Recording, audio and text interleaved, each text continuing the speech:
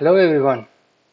In this video, I wanted to explain how to implement PID controller using the digital output module in Codesys.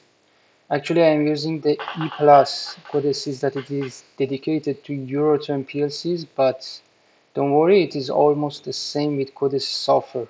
Let's start. First, I will show you a temperature PID control that is implemented before, and now you can see the online mode and the present values.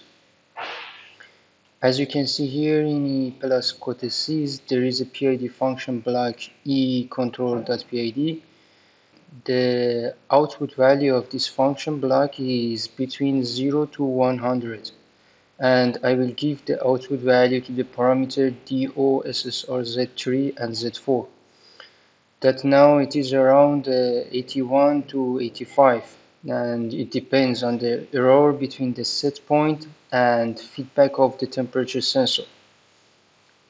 Now we go to the back plane and click on the corresponding digital output module, and in module parameter tab, the type of the output is time proportional. In I/O mapping tab, you can see the present value of the PID output for the registers DO, SSR, Z3 and Z4.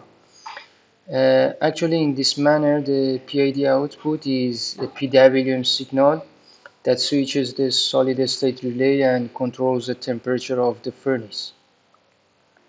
Thank you for watching this video. I hope that you enjoyed, and please like this video and subscribe the channel. Have a good time.